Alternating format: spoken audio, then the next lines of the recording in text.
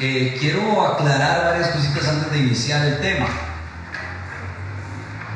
No es en ninguna vía que tenemos deseo de decir que alguien lo está haciendo bien o alguien lo está haciendo mal, o una iglesia. No es esa la intención. No quisiéramos generar una división si hay iglesias que lo piensan diferente. Simple y sencillamente queremos, o lo que vamos a buscar es la edificación y el cuidado y el crecimiento del cuerpo de Cristo.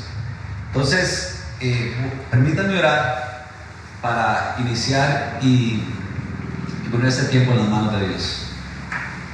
Señor, gracias por su misericordia y gracias, Señor, porque podemos entender un Dios tan cuidadoso, viendo la evidencia, Señor, escrita en su palabra,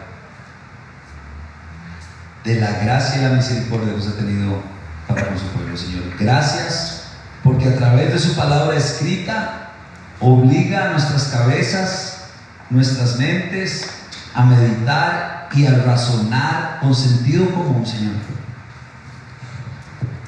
aspectos que nos ayuden a llevar a cabo nuestra vida como creyentes, Señor. Quiero darle gracias infinitas, Señor, por la obra de su Hijo Cristo Jesús. Gracias porque es por Él que podemos tocar estos temas. Y gracias, Señor, porque no merecíamos estar aquí, pero usted en su misericordia y en su gracia nos permite, como su palabra dice, tener gracia sobre gracia. Señor, ponemos este tiempo en sus manos. Ayuda a tu siervo, Señor, a ser fiel. Y oramos en el nombre de Jesús. Amén. Bueno, estudiando el tema del envío de creyentes, pude analizar o pude ver de diferentes porcentajes que presentaban ciertas estadísticas. Pude ver que el porcentaje de personas que van a hacer una misión o están misionando bajo el término misional que conocemos normalmente, 1 de cada 7 personas que salen cumplen con el objetivo que tienen las misiones desde la Escritura. Imagínense, salen 7 equipos misioneros y se devuelven 6 sin éxito. Algunos al principio, algunos a la mitad, pero no terminan la misión. Entonces, por supuesto que eso se convierte en un gran problema, porque gente está lastimándose, gente está sufriendo, pero lo peor de todo es que no se está mostrando bíblicamente la gloria de nuestro Señor. Entonces, poniéndome a investigar, vi ciertas razones por lo cual esto no se lleva a cabo. ¿Por qué están devolviéndose los misioneros? ¿Por qué hay o por qué se está dando este mal entendimiento? La primera razón que encontré es porque el término o la definición de misión que se utiliza no fue precisamente sacada por definiciones bíblicas. ¿Ok? Y si bien es cierto, la palabra misión no aparece específicamente en la Escritura, sí podemos ver en diferentes partes cómo la misión o la palabra misión se define. Ese fue un gran problema. La misión es cualquier cosa. Entonces, en algún momento vamos a enfocarnos en eso. Otra razón fue que la iglesia, desde su liderazgo, no se ha involucrado de la manera correcta a buscar, a meditar, a concentrarse o a definir patrones bíblicos dentro de la misión. Otra razón es porque los que fueron enviados no tuvieron quien los evaluara objetivamente en el proceso antes de llegar a ser enviados. Nunca se probó aspectos de carácter de la persona que se envió. Y haciendo un análisis, podemos concluir que una de las razones más importantes es que los que fueron enviados no cumplían con los requisitos o facultades para ser enviados al campo. Quiero ser enfático en esto. Yo no quisiera entrar en un juzgamiento de que si un corazón estuvo correcto o si las intenciones del corazón fueron correctas o no, porque podría dudar que no hayan sido las correctas, ¿verdad? Se los digo por experiencia propia hasta cierto punto. El problema de estas razones o estos cuestionamientos que estamos haciendo es que esto luce como enviar un grupo de personas a enfrentarse al ejército de Estados Unidos con pistolas de agua, sin ninguna preparación, sin ningún aval que dentro de las Escrituras podemos encontrar. Razones o por qué de esto, bueno, hay muchas, pero parte de la globalización y la prisa que tiene el mundo ha hecho que esto penetre cada día más en las iglesias locales, y esto ha llegado a generar una falsa urgencia. Y si bien es cierto, es gente que está muriendo sin el evangelio, creo fielmente que más que una urgencia y una presión por hacer una misión, el creyente quiere participar de las misiones como una respuesta al asombro y a lo maravilloso y a lo maravillado que vive su vida por la obra de Cristo, por la gracia que el Señor ha tenido con nosotros.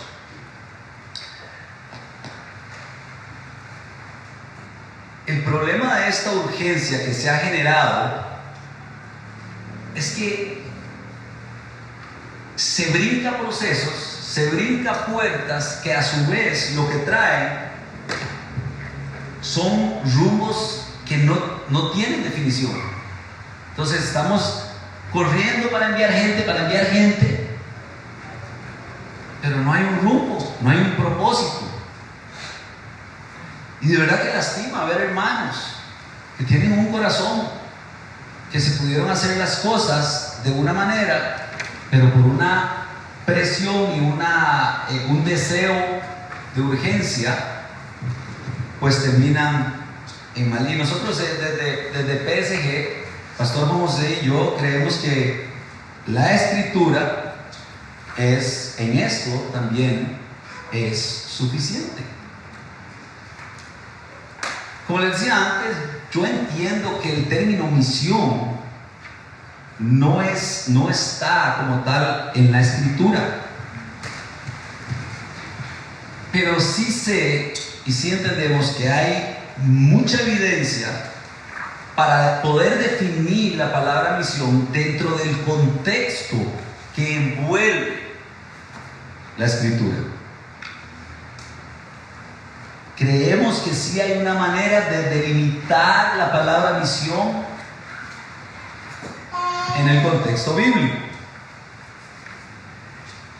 Y como les repetí al principio, no vamos a abarcar todas las misiones, porque no nos daría tiempo, sería imposible, pero la buena noticia es que el próximo año, en marzo, finales de febrero, principios de marzo, el tema de la próxima conferencia va a ser cómo damos gloria a Dios, y esto va también a venir incluido.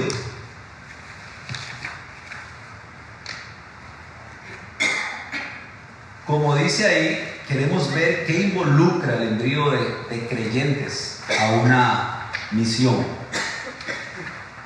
Entonces, mi propuesta inicial va a ser definir qué es o cómo podemos entender dentro de la misiología, el estudio de misiones, qué se entiende por misión. Y déjeme decirle algo, está bien si alguien pelea con esto, estaría bien, no habría problema. En mi caso tuve que a cierto punto tomar una decisión de si adoptar esta definición o no hacerlo. Y el problema o la ventaja que tenemos de iniciar definiendo el tema de misiones es que estos portillos que han quedado abiertas por no tener una definición correcta están causando dolor y división dentro de la iglesia de Cristo. Si vemos una definición en la que muchas personas se han basado, que es la definición de la RAE, por ejemplo, la Real Academia Española, nos enseña que es la acción de enviar una misión, que es el poder o la facultad que se le da a alguien de ir a desempeñar algún cometido, o cuando se entrega una comisión o se da un encargo. Y sí, yo creo que todo esto, si se ordena y se ponen parámetros, puede ser que tenga sentido, pero si lo notan a lo que yo acabo de leer o a lo que acabo de decir, es que es muy abierto, queda muy amplio el tema. Entonces, hay que definir y delimitar qué es una misión. Necesitamos definirlo dentro de su contexto. Es una necesidad que tenemos como iglesia. Después de analizar ciertos textos que ahorita voy a traer, y viendo las definiciones de muchos teólogos o estudiosos, una misión se define como iglesias plantando iglesias. Voy a repetir: iglesias plantando iglesias. Hermanos, mi punto es que podamos considerar, basarnos en la Escritura para partir de esa gran cosmovisión. O sea, que esa sea la línea de pensamiento durante este tiempo, porque de ahí voy a partir: iglesias plantando iglesias. Entonces ya empezamos a definir qué quiere decir o qué entendemos contextualmente por misión.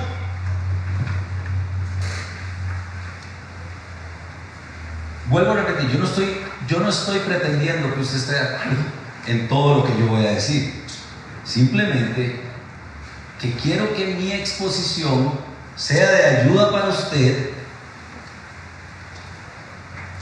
para tener una perspectiva que, si antes no la había escuchado, pues pueda meditarla y evaluarla. Pero sí es importante que partamos de esa cosmovisión: iglesias plantando iglesias.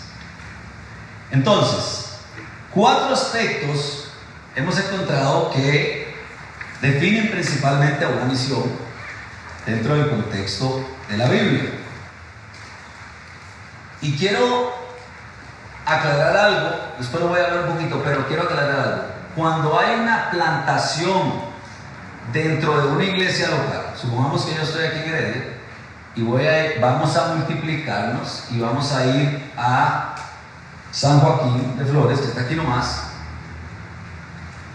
eso no está dentro de lo que misiológicamente se entiende por misión. Las campañas evangelísticas, por definición, no pueden entrar en esa definición de misión. Es parte de la misión, pero no entra dentro de la definición de misión. Los viajes de servicio no entran en la definición de misión. Los viajes médicos, los sociales, no entran dentro de la terminología que se está utilizando de misión. ¿Pueden ayudar? Claro. ¿Bendicen mucha gente? Claro. ¿Debería de ser algo que los cristianos tengamos como gusto? Claro. Totalmente. Pero no lo son. Entonces, vamos a ver 4 aspectos. Voy a empezar por el primero, que es que una misión, por definición, ya con solo que hablemos o nos refiramos a una misión, necesitamos tener en nuestra mente que estamos refiriéndonos a algo que es transcultural. Quiere decir que no está en la misma cultura, que cruzó una frontera. ¿Ok? Para que sea misión y haya misionero, debe de ser un envío transcultural. ¿Ok? Empecemos por Génesis, la promesa a Abraham, pasemos a Jesucristo, hasta el cumplimiento de esa promesa que se hizo por medio de Jesucristo en Gálatas 3, y sigamos, y desde ahí partamos para entender que hay una necesidad o hay un plan de salvación, una misión de salvación de Dios para restablecer la relación de su pueblo que perdimos en la caída en Génesis 3. Su pueblo debe de ser rescatado de todas las naciones. Y cuando habla de naciones, Jesucristo lo menciona claramente en Mateo 28 y 19, en lo que conocemos como la Gran Comisión. Dice: hagan discípulos de todas las etnias, de todas las razas, de todas las naciones. Son las mismas naciones que nos habla Apocalipsis 15:4. Y lo que quiero animar con esto es que definamos o tengamos en mente que la misión necesita ser transcultural. Un amigo mío muy estudiado en esta materia, el señor Enrique Crespo, que es pastor de la iglesia Laín, conversando con él y haciéndole cuestionarios, él me decía: Chespi, es que el problema de no definir la misión, de no ir poniendo los límites de la misión, eso es como que una persona diga que un burro es un carro, y está bien, estamos en el mundo de hoy. Puede ser que personas digan que un burro es un carro. El problema es que cuando hay una conversación y esa persona diga: bueno, ahora el carro va a comer pasto y a beber agua, ya no va a tener sentido. ¿Está conmigo? Sí. Por eso es que necesitamos y que sea transcultural, está dentro de ese marco. Si no está dentro de ese marco, necesitamos concluir, entendiendo la convicción de iglesias, plantando iglesias, el contexto, de que no podemos llamar misión a lo que no es misión, y no podemos llamar misioneros a lo que no debemos llamar misioneros. Cuando yo llegué a Playa Azul, yo vivía en San José. Playa Azul está a 1 hora y 20 minutos. Todo era diferente. Ellos comen diferente, ellos hablan diferente, el clima es diferente, el ritmo de vida es diferente. Por muchos años yo pensé que yo era un misionero. me justificaba en eso. Pero lo que sucede ahí no es que hay una misión dentro de esta definición, sino que lo que hay ahí es que en los países hay subculturas. Hablamos el mismo idioma, pensarán diferente, pero eso es una subcultura. Ahora, dentro de los países, y quiero ser claro en esto, dentro de los países sí hay diferentes razas y etnias. Entonces, eso podría ser una misión. Quisiera proponerles que piensen en esto. Si no contextualizamos correctamente las misiones y a todo lo que nos parezca una misión, o lo que nosotros decidamos le vamos a llamar misión, estaríamos rebajando el verdadero mandato de Dios. No lo estaríamos cumpliendo. Nadie querría moverse de su zona de confort. No, yo estoy haciendo esto, entonces voy a hacer una misión a Limón, porque entonces sí estoy cubriendo el mandato de Cristo. Nadie iría a donde cristianos están muriendo por culpa del Evangelio, o por motivo, no por culpa, por motivo del Evangelio. Necesitamos reconocer cada cosa y hacerlo por su nombre. El contexto en el marco de las misiones es importante. Entonces ya definimos la primera línea, debe de ser transcultural. El segundo aspecto que vamos a ver es que una misión es cuando la iglesia local es responsable del envío de los creyentes. Juan José Solano, el pastor de la Gracia, que va a estar ahora en la última sesión, en esas notas que les dimos, escribe lo siguiente: de tal manera que nadie debería de llamarse a sí mismo misionero, a menos de que haya recibido el respaldo de los ancianos de una iglesia local para ejercer ese ministerio. No puedo estar más de acuerdo con mi hermano Juan José. Hermanos, todo lo que yo estoy diciendo aquí, créanme, es pensado en el alma de los hermanos aspirantes a una plantación, a una misión. Este punto es bien delicado, porque este punto va en dos vías, ya se las voy a explicar. El problema de este punto es que he escuchado en muchos círculos cristianos muchas propuestas o muchas proposiciones de qué es o qué son las misiones. Pero más que algo fundamentado objetivamente en la verdad, porque le recuerdo, lo objetivo de un creyente es la palabra de Dios. Fuera de ahí, nada es objetivo. ¿Cierto? Que sea interpretativo, eso es otro tema. Pero el objetivo, partimos de que es la palabra de Dios.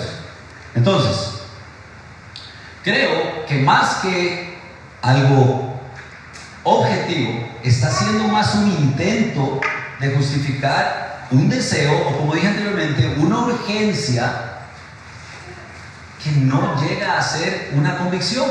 Por eso mismo, lo que hablamos ahora en el panel, es que se están devolviendo, porque no podemos vivir nuestras vidas, incluyendo las misiones, sin tener una clara convicción, atada, que nuestra conciencia esté atada a las Escrituras.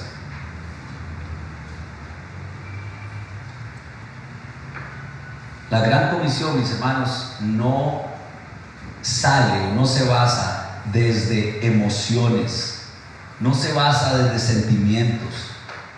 Es un mandato en Mateo 28, bien definido. Si usted lo estudia, se va a dar cuenta, ahora vamos a ver un poco, pero es bien definido.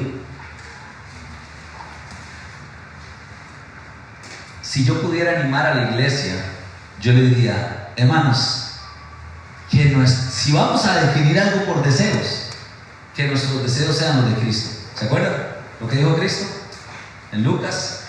Dice, Padre, si tu voluntad, dice, oraba de rodillas: Padre, si es tu voluntad, aparta de mí esta copa, pero no se haga mi voluntad, sino la tuya.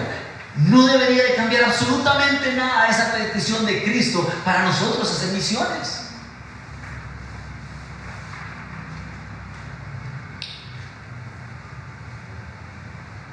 No hay un mandamiento o una línea específica dentro de la Escritura que nos diga el A, B y C de las misiones, de cómo llevarlas a cabo. Pero lo que sí encontramos son diferentes ejemplos que creemos que son el modelo el cual debemos de seguir en la actualidad, hoy en día y hasta que el Señor Jesucristo regrese.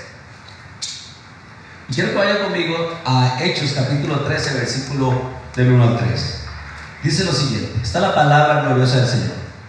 En la iglesia que estaba en Antioquía habían profetas y maestros: Bernabé, Simón llamado Níger, Lucio de Cirene, Manaén, que se había criado con Herodes el tetrarca, y Saulo.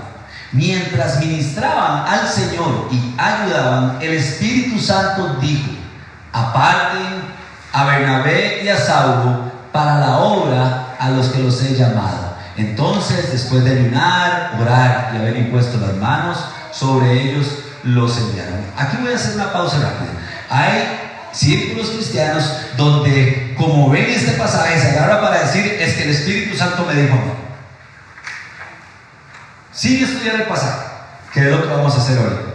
Entonces, puede ser que el Espíritu Santo le haya dicho a usted, pero también hay muchos más límites, porque si solo un pasaje vamos a agarrar, y justamente es el que me conviene, ¿sí? Todo para adentro, como decía un amigo mío. Es que, Chespi, usted solo para adentro. No, también veamos para afuera. Entonces, Lucas, de primera entrada, lo que hace es ubicarnos en el contexto de una ¿qué? En Antioquía, ¿qué era? ¿Una qué? Una iglesia. Entonces Lucas inicialmente lo que hace es ubicarnos ahí. Todo el episodio que se va a desarrollar en el versículo que acabamos de leer, en el 1, es dentro del contexto de la iglesia. En la iglesia que estaba en Antioquía había profetas y maestros. En este caso, la iglesia de Antioquía era la que estaba a cargo y mostraba una organización como tal. Habían maestros, habían profetas, estaban juntos, ya se sabía quién era cada uno. Yo, ¿cómo voy a saber qué sos vos o qué sos vos? No lo puedo saber porque no los conozco, pero como era una iglesia, nos está diciendo que había una organización. Se conocían, se juntaban para tomar decisiones. No las tomaba el guarda del supermercado. Era la organización de la iglesia, los líderes de la iglesia, los maestros, los que estaban tomando y llevaban a cargo el liderazgo de la iglesia. Y lo hacían bajo el Espíritu Santo. Dicho sea de paso, no tiene que cambiar hoy. Estaban juntos, estaban ayunando, estaban orando. Eso quiere decir que se tuvieron que haber puesto de acuerdo. Estaban esperando una confirmación, estaban esperando a dónde era la misión, por lo que vemos después, y quiénes eran los misioneros. Apártame a Saulo y a Bernabé.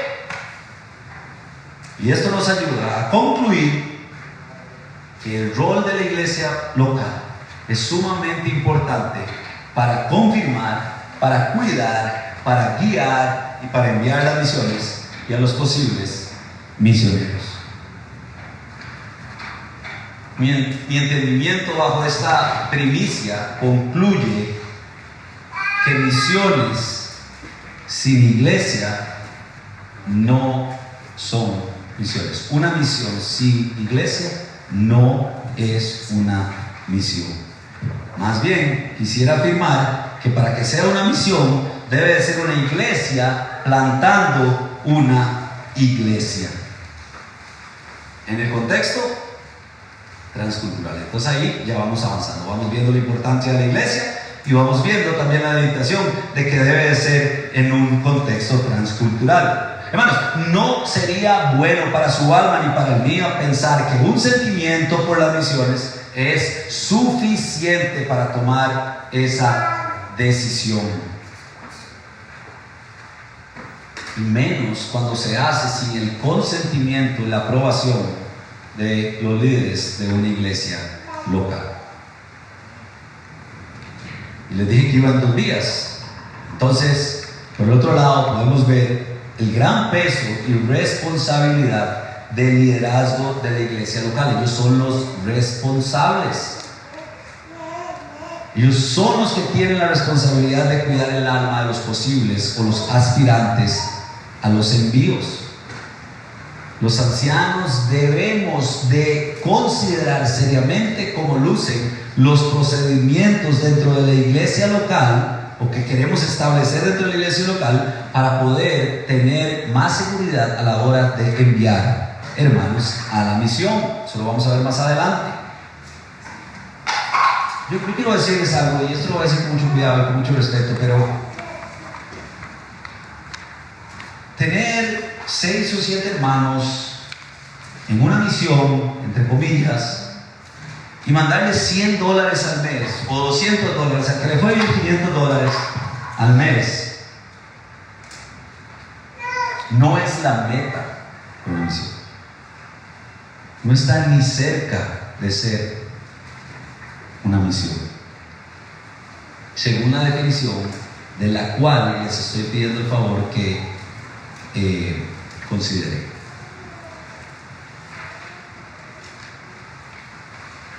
La iglesia debe de velar por cada detalle de la misión. Si esto sucede, o esto debe suceder, si pretendemos darle la gloria a Dios, como dice 1 Corintios, capítulo 10, versículo 31.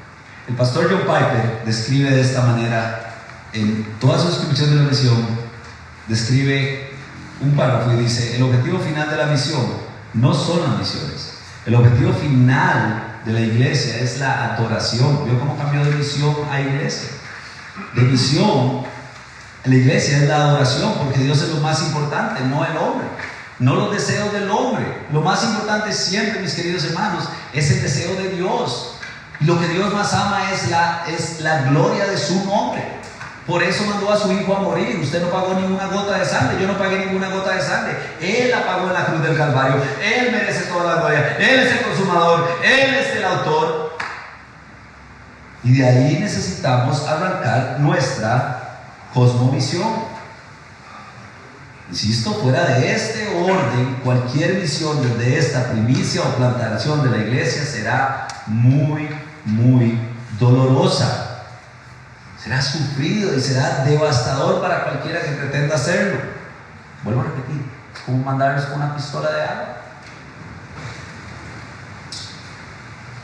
La iglesia viene siendo como un seguro. Son filtros que van pasando y la iglesia es el seguro que cuida lo que va a continuar. Hay 4 herramientas que yo creo que si las consideráramos podríamos entender un poquito más, o por lo menos considerar un poquito más, estar más cerca de la voluntad de Dios en las misiones. Para estar dentro de la voluntad de Dios necesitamos saber qué nos dice la Escritura. Pero hay que tener cuidado, porque a veces, como digo, todo para adentro, y a veces yo leo un texto y me lo acredito a mí y lo defino de una manera que tal vez no es lo que el texto está enseñando. Entonces es manipulable, podría ser manipulable, podría volverse subjetivo su punto. La oración, segundo, puede ser muy similar, podría ser subjetivo y volverse para su propia conveniencia.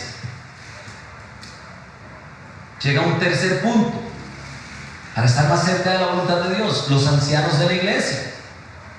Ahora empiezan a venir los seguros. Para eso pusieron a los ancianos, para eso pusieron a los líderes en las iglesias. Ellos van a tener que dar cuentas por las almas de los creyentes que les han entregado. Los ancianos pueden guiarnos en el entendimiento de la subjetividad que aplicamos en la palabra, de la subjetividad que aplicamos en la oración.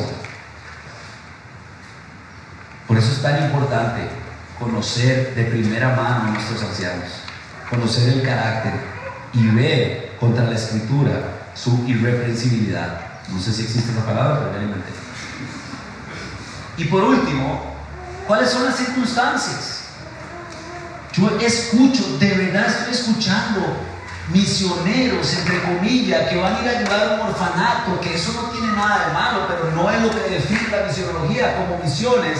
Escucho que están dejando sus trabajos para empezar a levantar fondos y se van con menos de los fondos que pensaron recaudar. Pues las circunstancias me están diciendo. ¿Qué nos estará diciendo? No tiene plata, no tiene un equipo de oración, no tiene unos ancianos que se hayan preocupado por cuidar su carácter. ¿Qué nos estará diciendo? Yo llamo eso como limpiar la mesa. A veces la mesa tiene tantas cosas que no sabemos qué hay en la mesa. No, necesitamos, y la iglesia tiene que ser parte, es un filtro para ver qué es lo que tenemos en la mesa y ver si esa misión es avalada por la iglesia, porque hay constancia en todos los aspectos para que esa misión se lleve a cabo. Entonces tenemos que la iglesia, plantando iglesias transculturalmente, y ya vimos la responsabilidad que tiene la iglesia. El tercer aspecto que quiero que veamos es que el envío de creyentes debe de ser con un propósito que la misma misión delimita. Yo no quiero que usted pierda de vista, por favor, iglesias plantando iglesias. Y lo voy a decir hasta que termine. Acuérdense de esto: iglesias plantando iglesias. Una vez que la iglesia local hizo sus filtros y mandó a este misionero, que ahorita vamos a definirlo también, encontramos que esas misiones tienen un propósito. Esas misiones no están dadas para que cada uno le invente el propósito que quiera. No funciona así. La Escritura nos define cuál es el propósito de las misiones. Y para eso quiero que me acompañe el libro de Hechos. Ahí pasen un capítulo, vamos al 14, versículo 21 y 23. Después de anunciar el evangelio a aquella ciudad y de hacer muchos discípulos, voy a empezar de nuevo para ir más despacio. Dice: después de anunciar el evangelio a aquella ciudad y hacer muchos discípulos, volvieron a Listra, a Iconio y Antioquía, fortaleciendo los ánimos de los discípulos, exhortándolos a que perseveraran en la fe y diciendo: es necesario que a través de muchas tribulaciones entremos en el reino de Dios. Vean lo que dice el versículo 23. Después que les designaron ancianos en cada iglesia, habiendo orado con ayunos, los encomendaron al Señor en el que habían creído. Designaron ancianos en cada iglesia. Entonces, este pasaje lo que nos está resumiendo es que hay un propósito de las misiones, y aquí Lucas lo divide en tres aspectos. Número uno, que la predicación del evangelio, necesitamos ir a un lugar, predicar el evangelio y identificar por la predicación del evangelio nuevos creyentes. Ojo esto: hasta que eso no sucedió, los apóstoles no se movieron de él. ¿Ven lo que dice? Después de anunciar el evangelio, entonces, dice, regresaron, volvieron a Listra. No se habían movido hasta que no pasó esto. El segundo aspecto, vamos a brincar al verso 23, era establecer iglesias. Ese es el propósito de la misión. Iglesias plantando iglesias. Estaban estableciendo iglesias para que esos creyentes que habían creído por la predicación del Evangelio pudieran crecer, pudieran desarrollarse, pudieran prepararse en piedad y fe. Pero hay otro propósito: nutrir, equipar, fortalecer a los creyentes de esas iglesias que recién estaban siendo establecidas. ¿En qué los necesitaban fortalecer, equipar y nutrir? En sabiduría, en fe y en piedad. Versículo número 22.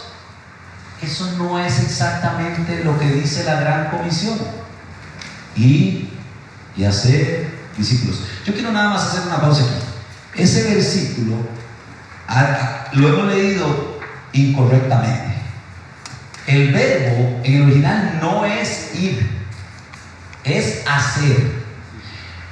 Pero la palabra que traduce ese hacer lo podríamos leer así: cuando vayan yendo, hagan discípulos de todas las naciones. ¿Entienden la diferencia? No es salgan corriendo, vamos volando, una presión porque hay que ir y... No está haciendo eso. No. Cuando usted vaya, desde la trinchera en que usted le toque, en el consultorio médico, en la cancha de fútbol, vaya haciendo, yendo por el camino, hagan discípulos. Hermanos, ¿pueden ver la belleza de un desarrollo objetivo? ¿Pueden ver la belleza de cómo luce tan claro y proveniente de la Escritura?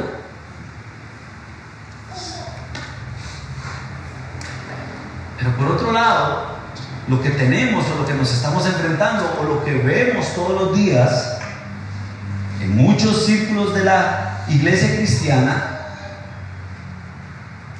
es que nos contrasta con esto. Es que nos está contrastando porque dejamos la objetividad bíblica para basarnos en nuestras emociones, nuestros sentimientos, y cambian esa objetividad por subjetividad. Hermanos, ustedes no tienen idea. Yo tengo yo no sé cómo llamarlo, no sé si es un ministerio, pero yo me reúno con 20, 30 pastores por mes. Eso a mí me encanta. Si hay algún pastor aquí y yo no me reúno todavía con él, invíteme a un café, o yo lo invito. Pero ustedes no tienen idea la cantidad de problemas que existen en la iglesia y el dolor en las personas enviadas de una manera incorrecta por haber perdido la objetividad de la Escritura. El problema es que no solo es el hombre, es ahora la esposa, es ahora los hijos. Entonces involucra muchas áreas que si lo hiciéramos objetivo podríamos disminuir el riesgo.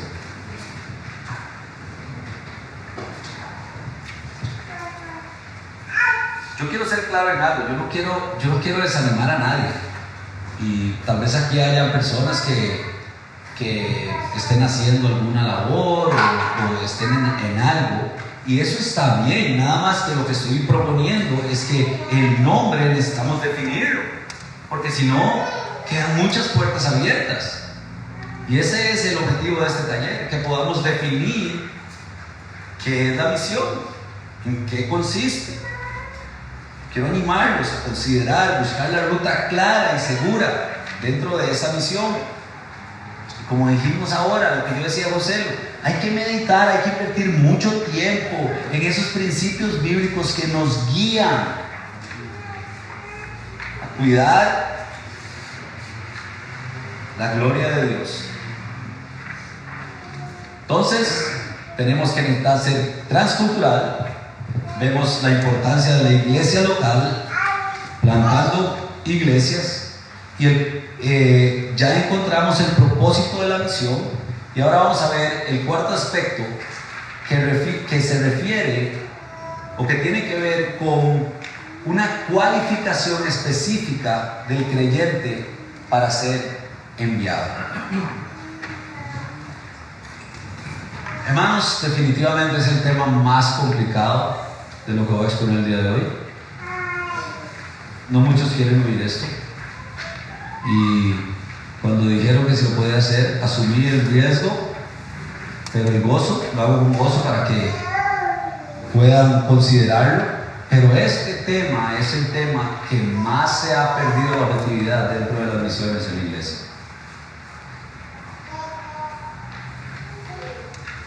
El tema de misiones, desgraciadamente, se ha convertido en la iglesia en un cáncer de subjetividad que está haciendo metástasis dentro del cuerpo de creyentes. Ha contaminado esa comisión que nos han enmendado, que se le dejó a la iglesia. Y cuando digo subjetivo, por si acaso, cuando digo subjetivo, es cuando dejamos de pensar, o cuando más bien dejamos de ver una verdad objetiva y decidimos por nosotros mismos cómo se define misión. Cuando usted decide cómo usted se hacen las cosas por usted mismo o por sus sentimientos, ahí habremos caído en la subjetividad.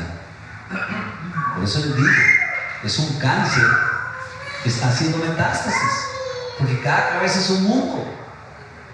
Pero los creyentes no podemos pensar de esa manera, porque nosotros sí tenemos algo objetivo, y es la palabra del Señor, gloriosa, majestuosa, sobrenatural.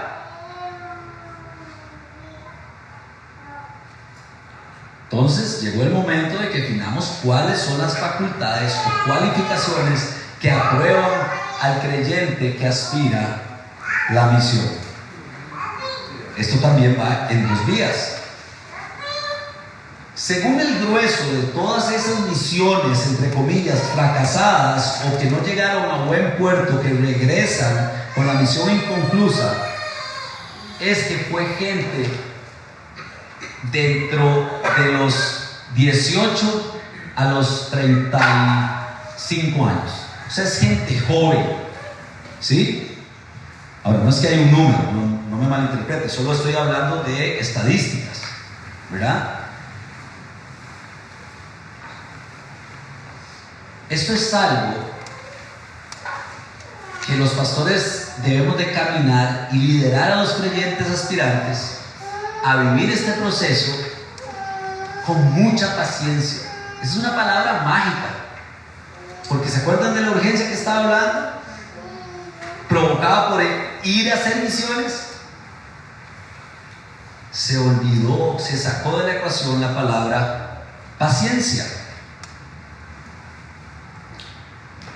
Vean lo que dice Santiago 3, capítulo 3, versículo 1. Hermanos míos, que no se hagan maestros muchos de ustedes, sabiendo que recibiremos un juicio más severo. Yo creo que no debemos de pasar por alto esta advertencia.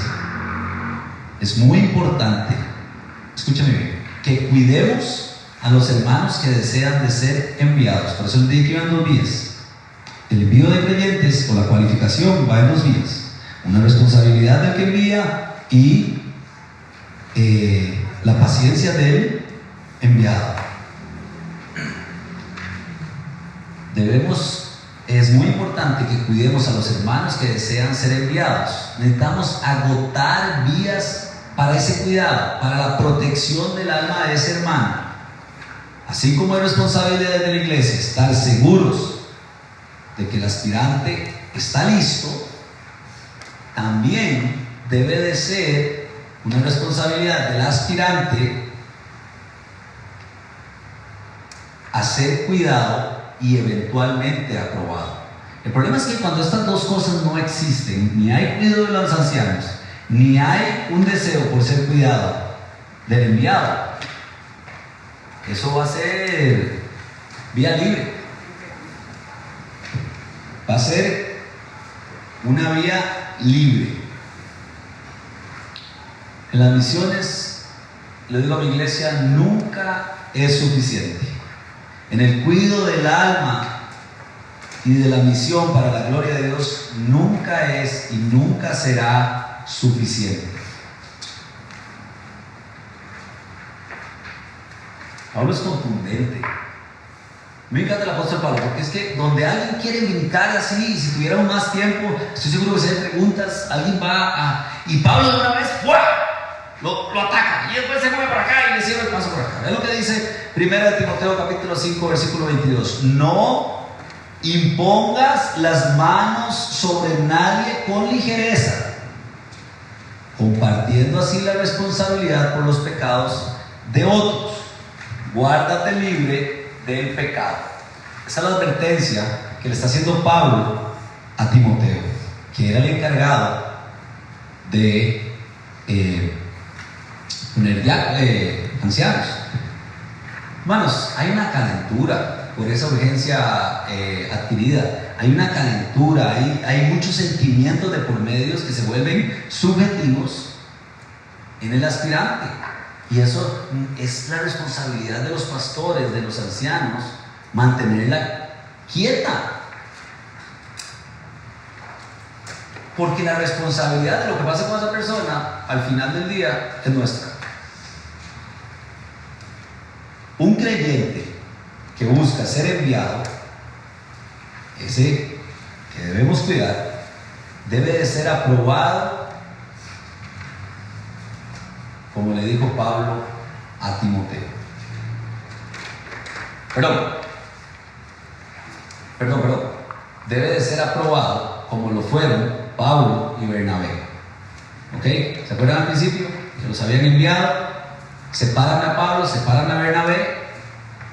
No estaban mandando a cualquiera, estaban mandando a alguien a los cuales conocían, tenían un carácter probado por los ancianos compañeros de ellos.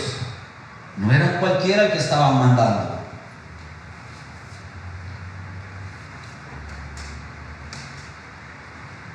Ellos fueron aprobados por un grupo de ancianos que lo conocían, tanto en carácter como en formación. Y uno de los filtros que más quiere evitar el aspirante a misión es el filtro de los ancianos. Es la aprobación. Yo no quiero someterme a que un anciano apruebe o no apruebe si puedo ser o no puedo ser misionero. Pero yo les voy a decir algo, yo creo que eso me choca con Hebreos capítulo 13, versículo 17. Sométanse a sus pastores, porque ellos son los que cuidan de sus almas, los encargados, y ellos van a tener que dar cuenta, dice. Hay que entender que este tema requiere mucho tiempo. Hermanos, el mundo no se va a acabar si usted sale hoy o sale en 4 años. Hay un libro de la vida, hay un Dios soberano, y en caso de que se acabara, ya usted y yo saben para dónde vamos. En el tema de las misiones, mis queridos hermanos, no se puede correr. Necesitamos tener paciencia. Necesitamos entender que no somos los salvadores. Necesitamos entender que no pagamos ni media gota de sangre. Necesitamos entender que las misiones no son solo en el campo. Necesitamos entender y estudiar bien la Gran Comisión para entender que las misiones empiezan en la iglesia local y que no dependen de mis sentimientos ni de mis emociones. Yo nada más le voy a pedir que considere algo. Vamos a usarlo como sentido común. Tenemos un Dios súper racional, un Dios con sentido común. Si no, Cristo hubiera aparecido ¡pum! Y que le digo, no, pero hace todo el proceso de humano para que podamos entender. Tenemos mente limitada, no lo tuvo que poner fácil. Pero vean esto, nada más consideren esto. De 16 características, 1 Timoteo y Tito, de 16 características, lo reto a que lo use, 16 características de alguien probado como anciano / para una misión. 15 son de aspecto de carácter. Y solo una de aspecto académico, a enseñar. ¿Sí? 15 a 1. ¿Ustedes qué creen que tiene más importancia para probar a una persona? ¿El carácter o lo académico? Pero si Pablo está diciendo a Timoteo y a Tito. El problema es que los aspirantes muchas veces no queremos ser aprobados porque se van a oponer a mis planes. Sí, exactamente, gloria a Dios por quienes se oponen a sus planes, porque son mayores los planes de nuestro Señor. ¿Ve? 16, 15 a 1. ¿O cuánto piensan ustedes que puede durar ser que una persona sea irreprensible? Yo conozco a Cristian, el hermano que está aquí de Cartago, hace casi 13 años, 11 años. Yo no soy miembro de su cuerpo local, yo no puedo decir que él es irreprensible, no estoy diciendo que no lo sea, estoy diciendo que para poder conocer y ver que una persona es irreprensible de carácter, incluyendo esa una de enseñanza, requiere tiempo. Y es lo que pareciera ser que la iglesia ya no tiene. Asuntos de carácter, según Pablo, no son un juego. Carácter probado. El carácter probado en la misión define la misión. Para la misión define la misión. Por eso tenemos las estadísticas que tenemos. Porque quizá se fueron misioneros sin probar su carácter. Cuando prueba el carácter, ¿ok? Este carácter es para todos los cristianos. Pero Pablo se lo está diciendo a los ancianos, a los que aspiran a ser ancianos. Y como son iglesias, enviando o plantando iglesias, quiere decir que dentro de la misión, el que va a salir de misión requiere ser anciano. Efesios capítulo 4, versículo 11. Y puedo dar más respaldo de esto. Ellos son los encargados. ¿Quién va a liderar una iglesia si no es un pastor o un anciano?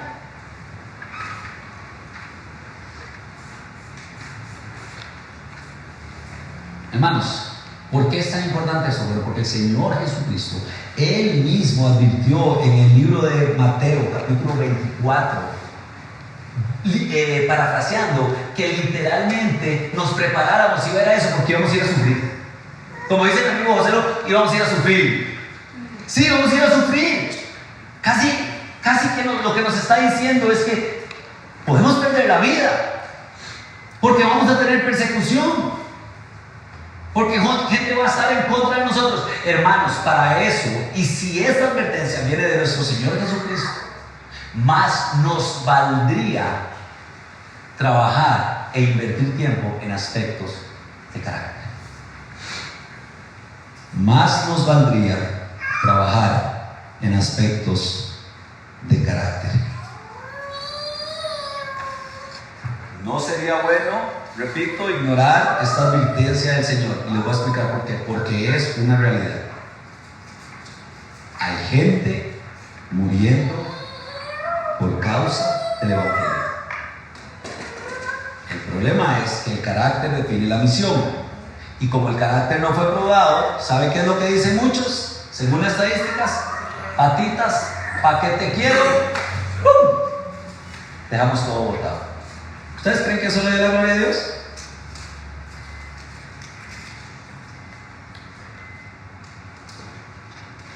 Hermanos, necesitamos filtrar el llamado y la aspiración por el filtro, valga la redundancia, de la aprobación del liderazgo de la iglesia local. Una vida constante, mostrando piedad dentro de una iglesia, igual confirmación del carácter irreprensible del aspirante. Si vamos y tenemos un carácter irreprensible dentro de la iglesia local, lo seremos donde el Señor nos tenga a bien ir. El carácter que muestra un hermano de ser irreprensible dentro de la iglesia local será seguramente el que esa misma persona va a mostrar y va a mantener en el campo de la misión. Ahora bien, no termina ahí. El carácter es una, pero después de eso, una vez que ese carácter nuestro es probado, vamos a usar otra indicación de Pablo para definir esta misión. Y cuando le dice a Timoteo acerca de la preparación doctrinal, hay misioneros, entre comillas, que están saliendo y no tienen la capacidad de defender su fe, solo porque han ido a la iglesia 3 o 4 años.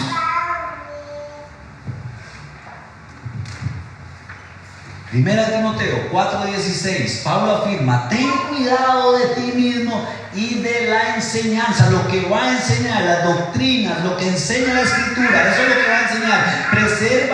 Persevera en estas cosas, porque haciéndolo asegurarás la salvación tanto de ti mismo como para el que te escucha. Ancianos tienen la responsabilidad de poner a prueba el conocimiento doctrinal de la Escritura. Si su pastor le aprueba ir a una misión y su pastor no ha cuestionado y no ha puesto a prueba su entendimiento y conocimiento doctrinal, dígale, porque él no está cumpliendo su trabajo, él no está cumpliendo su rol. Ese conocimiento doctrinal, mis queridos hermanos, tiene que ser amplio. Esa es la advertencia de Pablo. Tenemos que tener un entendimiento claro y una capacidad de poder desde ahí corregir y confrontar temas de fe. Pero pareciera que esto dejó de ser importante. ¿Y ustedes saben por qué dejó de ser importante? Porque esto va a tomar tiempo. Y yo quiero ya. Yo tenía el plan del otro año irme a vivir a Indonesia.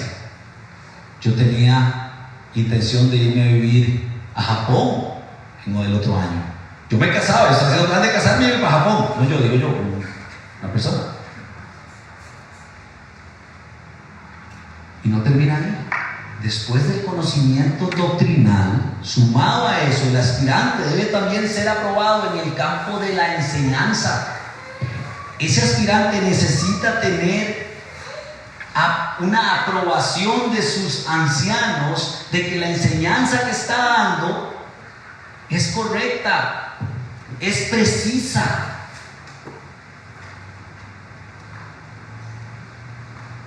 Y adivinen quién tiene que evaluar esa predicación: sus ancianos, sus pastores, la iglesia local. 2 de Timoteo 2:15. Procura con diligencia presentarte a Dios aprobado, como obrero que no tiene de qué avergonzarse, que maneja con precisión la palabra de Dios. Que lo que predique sea fiel a la Escritura, que él pueda tirar un mensaje que sea preciso al alma del que los escucha.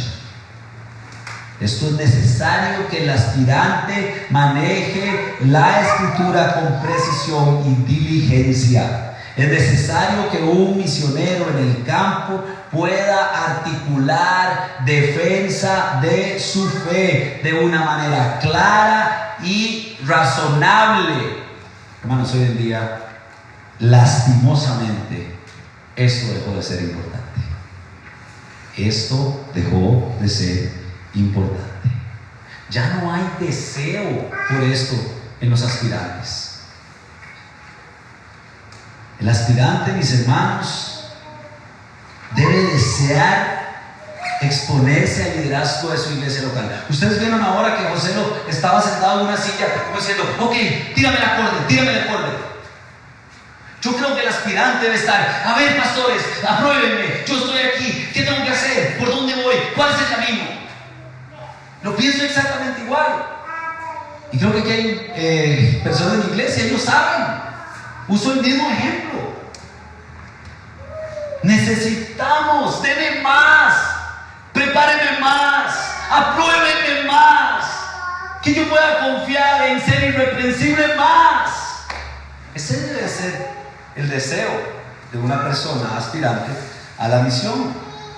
El aspirante desea ser evaluado por sus pastores. El aspirante debe de ser corregido y explicado. Y el mejor ejemplo que vemos en esto fue cuando Apolos fue corregido por Priscila y Aquila.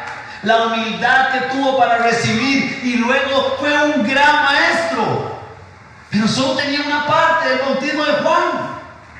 Lo agarraron, lo entrenaron y adivinen qué, gran ministerio, bendecido por el Señor.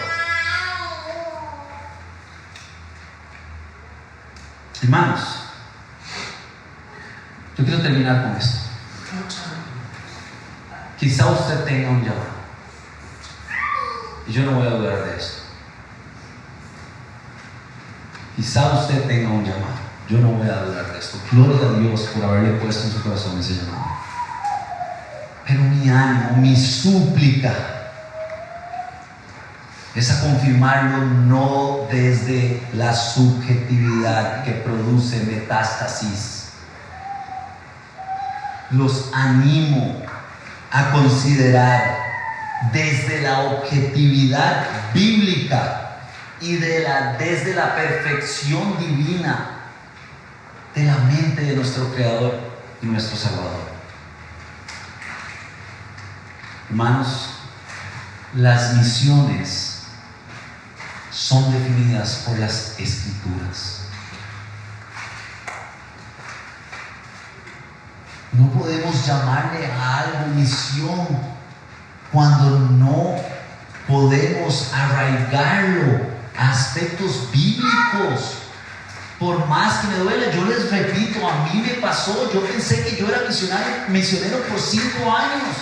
Yo le mentía a la gente diciéndoles que yo soy misionero cuando levantaba fondos, y fue difícil para mí pasarme de este lado y entender que yo no soy un misionero, yo soy un anciano plantador de iglesias locales. ¿Y qué manda? ¿Sabe qué es lo que pasa? Que es que hoy en día los misioneros lucen como los Robin Hood del Evangelio. Son estrellas, son ¿cómo se dice? Stars, rockstars, esa es la palabra, rockstars. Yo voy a muchas conferencias, me invitan a ciertos lugares a algo de misiones, y yo veo que cuando se para un misionero, entre comillas misionero, es como que se levantara una estrella de Hollywood.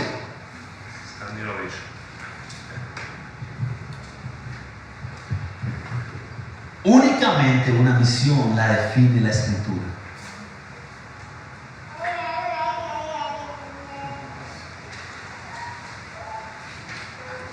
La misión debe de ser descubierta y confirmada por la iglesia.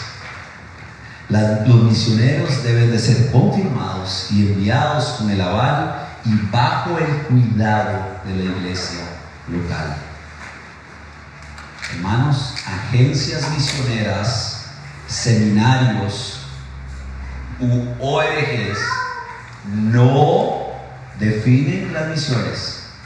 Agencias misioneras, seminarios u ONGs no son los encargados de cualificar a los misioneros. No caigamos en esa trampa, porque la gloria de Dios no se la dio a las agencias ni a los seminarios, se lo dio para que fuera a través de la iglesia que Él pagó con su sangre.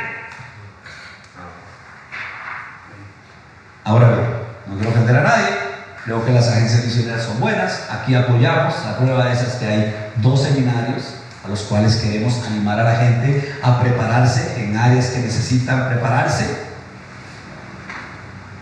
No digo que no sean unas buenas herramientas, pero como creyentes debemos considerar cada cosa en su lugar. Y la encargada de definir las misiones y de enviar ancianos misioneros y el encargado de plantar iglesias es la iglesia local. Gloria a Dios por las agencias, gloria a Dios por los seminarios, gloria a Dios por los NG que ayudan tanto, pero gloria a Dios por permitirnos ser parte de una iglesia local. Gloria a Dios por su iglesia. Desgraciadamente no tengo más tiempo. Me hubiera encantado y propuse tener preguntas y respuestas, porque sé que hay yo tengo que seguir una línea de pensamiento, pero sé que hay un montón de preguntas. Sé que puede ser que haya personas que no están de acuerdo conmigo. Estoy de acuerdo con eso. Me hubiera encantado abrir el espacio.